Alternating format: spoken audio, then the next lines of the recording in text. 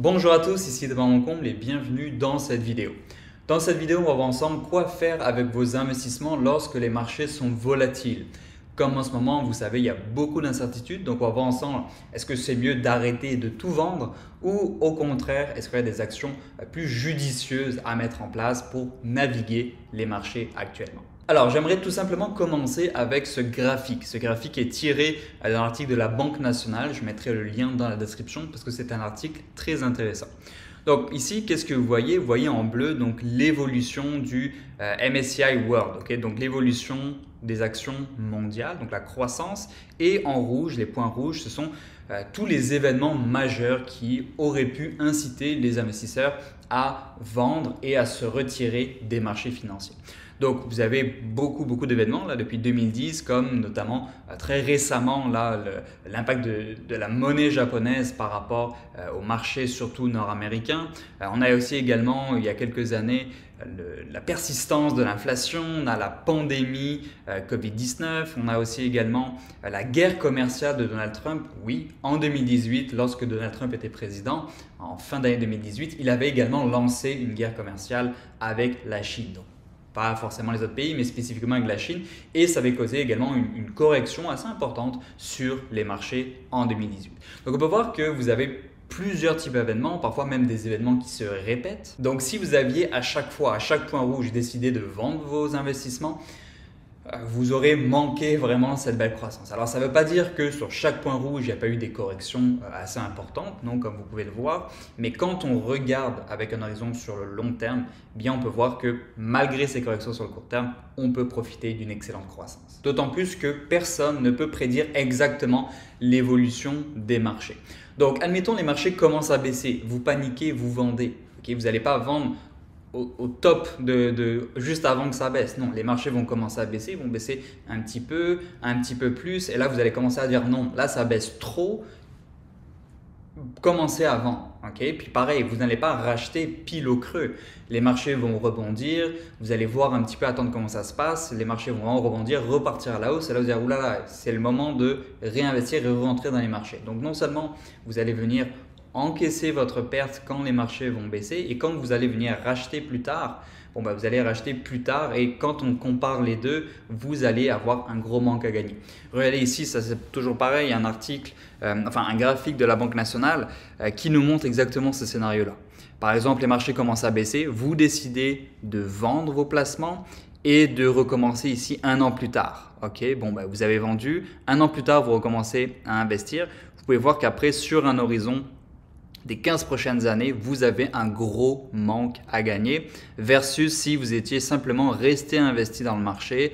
Oui, ça continue à baisser, mais vous restez investi. Dès que les marchés recommencent à partir de la hausse, rebondissent, ça peut se passer très rapidement. Et là, boum, vous avez vraiment une bien meilleure performance que si vous essayez de sortir du marché, re-rentrer dans le marché ou effectuer des ajustements en permanence. Deuxièmement, pourquoi est-ce que c'est très important de rester investi dans les marchés plutôt que d'essayer de sortir, plutôt de rentrer plus tard?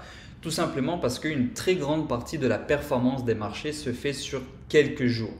Et si vous manquez ces quelques jours de très bonne performance, eh bien ça va vraiment venir impacter votre rendement de votre portefeuille sur le long terme. Regardez ici, ça va être peut-être plus clair pour vous. Vous avez un graphique, si on regarde ici par exemple à droite, qui vous montre si donc vous avez investi, mais si vous manquez par exemple les 10 meilleurs jours, les 20 meilleurs jours ou les 30 meilleurs jours. Okay. Vous pouvez voir que si vous êtes toujours investi tout le temps, vous terminez avec une performance ici entre 1995 et 2024 sur le S&P 500 de 224 000. On a ici un départ de 10 000 $ sur l'espace de 30 ans. Vous avez 224 000 $. Si vous avez manqué simplement les 10 meilleurs jours de performance, vous avez plus de la moitié en moins, 102 150 $. Ici, si vous avez manqué les 20 meilleurs jours, vous avez 60 000 $. Et si vous avez manqué les 30 meilleurs jours, vous avez simplement 38 000 $. Donc, vous pouvez voir qu'une très grande partie de la performance se fait sur quelques jours. Et si vous manquez ces quelques jours, que personne ne sait quand est-ce qu'ils vont tomber, eh bien, vous pouvez voir que sur le long terme, ça vient grandement impacter votre portefeuille. Et ces jours-là, ici, vous avez la distribution ici à gauche de quand est-ce que ces 50 meilleurs jours sont arrivés entre 1995 et 2024. Vous pouvez voir que la moitié des meilleurs jours de rebond des marchés sont arrivés lorsque les marchés étaient baissiers. Okay. L'autre partie après, dans les premiers 2 mois d'un marché haussier et ici à 22% dans le reste d'un marché haussier. Donc vous pouvez voir que quand les marchés sont baissiers, oui, ça fait peur. Oui, la baisse est importante, on voit ces placements diminuer en valeur, mais les rebonds peuvent être également, les rebonds peuvent arriver également très très rapidement. Et si donc vous sortez des marchés, vous attendez que ça se calme un petit peu, boum, il peut y avoir 2-3 journées à plus 10% au total et vous re-rentrez à ce moment-là, mais c'est comme vous avez eu un manque à gagner très important. Donc vous pouvez voir que c'est très important de rester investi dans les marchés et de se détacher de ces variations à court terme et de garder un horizon sur le long terme qui est très payant. Regardez ici, vous avez un autre graphique de la Banque nationale. Premièrement, donc, si vous investissez donc 1000 $ par année entre janvier 1990 et septembre 2024 sur le S&P TSX 60, bon, vous avez ici en bleu, la courbe en bleu qui nous montre si vous avez donc investi 1000 $ chaque année et vous êtes à chaque fois le meilleur des investisseurs parce que chaque année, vous investissez vos 1000 $ au plus bas de l'année. Okay? En rouge, vous avez l'inverse. C'est si vous investissez vos 1000 $, mais vous avez vraiment pas de chance dans toutes les années. À chaque fois que vous investissez, c'est toujours au plus haut de l'année. Okay? Et ici en gris, vous avez donc si vous achetez tous les mois vos marchés, vos 1000 $ divisé par 12, tous les mois vous investissez peu importe l'état des marchés. Bon, vous pouvez voir que si vous avez appliqué cette stratégie entre 1990 et ici donc septembre 2024, bon, la différence n'est pas si grande que ça. Okay? Vous voyez ici, donc vous allez atteindre ici si vous avez à chaque fois vraiment aucune chance chaque année depuis 1990, bon, vous allez faire un rendement annualisé de 8,3%. Si vous investissez au fur et à mesure, indépendamment de l'état des marchés, si vous ne regardez pas les marchés, vous investissez automatiquement 9% par année en moyenne. Et si vous êtes le meilleur investisseur de tous les temps pour prédire les marchés, que vous investissez au meilleur moment chaque année, bon, vous faites 9,3% de rendement annualisé. Okay? Donc, oui, il y a une petite différence, mais la différence n'est pas immense. Alors parfois, on a peur d'investir, on se dit « Ah non, mais là, peut-être qu'il va y avoir une correction, on va attendre, etc. » Mais non, vous pouvez voir que la différence n'est pas si grande que ça. Et habituellement, il y a un proverbe qui dit qu'il y a plus d'argent qui est perdu en restant à l'extérieur des marchés que d'argent qui est actuellement vraiment perdu pendant une correction.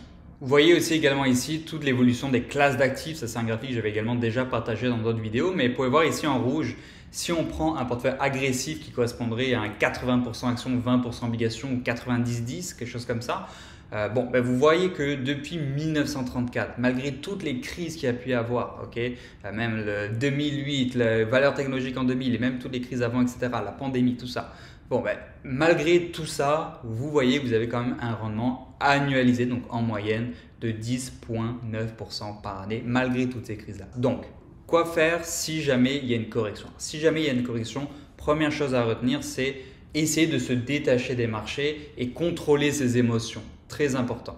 Deuxièmement, c'est, tout en contrôlant ses émotions, c'est de ne pas vendre ses investissements.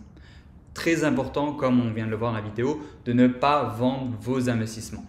Ce que vous pouvez faire, c'est simplement conserver, arrêter de regarder les marchés et conserver ce que vous avez. Ou, dans le meilleur des cas, c'est de profiter de cette période de baisse, de peur des marchés. Parce que qu'est-ce que c'est une correction? Qu'est-ce que c'est un krach boursier? C'est quand tout le monde a peur, tout le monde panique, tout le monde vend, ce qui cause la baisse très violente des marchés. Donc, profitez justement de cette panique générale pour repérer des opportunités et venir peut-être ajouter de l'argent dans votre portefeuille pour pouvoir acheter des actifs qui sont fortement en rabais. Regardez ici rapidement un article de l'autorité des marchés financiers sur les turbulences boursières. Ici sur le S&P TSX, vous pouvez voir ici, je vous mettrai pareil le lien dans la description, voir toutes les crises financières qu'il y a eu depuis, je sais pas depuis quelle année, mais ici on peut voir que ça remonte, c'est 1969. Bon. Vous pouvez voir toutes les baisses, toutes les creux. Puis vous pouvez voir ici le temps pour retourner au sommet. Ici par exemple 2 ans, 4 ans, 1 an, 3 ans, etc. Et vous pouvez voir ici qu'en moyenne, on est à moins 2,3, on est à 2,3 années pour pouvoir récupérer un krach boursier. Et ici après, vous avez les rendements de l'année qui a suivi le creux. Donc vous pouvez voir que l'année qui a suivi la baisse des marchés, boum, en moyenne 35% de rendement. Et si on regarde ici les rendements lors de la reprise boursière, Bon, bah ici, on peut voir 117% en 4 ans, en moyenne. Donc, ça fait en moyenne 21% par année. Donc, comme vous pouvez voir avec ces statistiques, si on arrive dans un krach boursier, le fait d'investir davantage, peut-être vous priver un petit peu plus, si vous avez des liquidités de côté, de les réinvestir dans votre portefeuille pendant que les marchés sont en forte baisse, 20% ou plus par exemple, peut être extrêmement payant. Beaucoup d'argent est fait justement pendant les corrections. Deuxième meilleure chose à faire, c'est de rien faire, de juste suivre la vague. Et la pire des choses à faire, par contre, chose à surtout pas faire, c'est vendre. Ça serait vraiment la pire des choses à faire. Ce que vous pouvez faire aussi également en quatrièmement, c'est bien sûr d'effectuer un point sur votre portefeuille. Très important parce que toutes les statistiques qu'on a vues correspondent vraiment à des portefeuilles qui sont adéquatement diversifiés, qui sont quand même bien construits. Si vous avez dans votre portefeuille plein de titres, de compagnies zombies, des choses de mauvaise qualité, etc., oui, si les marchés plantent, effectivement, vous pouvez perdre beaucoup d'argent et ça peut peut-être jamais remonter. Mais si votre portefeuille est bien construit, vous avez des compagnies de qualité, des actifs de qualité, que votre portefeuille correspond vraiment à votre profil de risque qui est vraiment bien construit, à ce moment-là, pas d'inquiétude à avoir, mais soyez sûr de faire un point sur votre portefeuille pour vous assurer qu'il soit assez solide pour faire face à la tempête. Également, cinquièmement, faites un point sur vos objectifs financiers, sur votre horizon de placement. Est-ce que vous aviez un portefeuille qui était peut-être très agressif, mais vous ne l'avez pas forcément réajusté au fur et à mesure du temps et là, vous approchez très rapidement de votre objectif financier, peut-être un départ à la retraite et là, effectivement, peut-être que ça sera le moment de venir sécuriser davantage votre portefeuille pour éviter de prendre trop de risques et en cas de baisse des marchés, avoir un portefeuille avec une protection du capital bien meilleure que si vous étiez 100% action par exemple. Donc, faites bien un point sur votre portefeuille qui soit bien construit et également par rapport à votre profil de risque, par rapport à votre objectif financier, vous assurez que votre portefeuille soit en adéquation. Rappelez-vous d'une chose, ici on a un tableau avec des statistiques qui nous montrent quand est-ce que des baisses sur les marchés, la fréquence. Ici, on peut voir que une baisse d'au moins 5%, ça arrive habituellement au moins une fois par année. Alors peut-être que parfois il y a des années exceptionnelles, mais une fois par année, temporairement au cours de l'année, on peut avoir momentairement une baisse de 5%. Donc c'est très fréquent.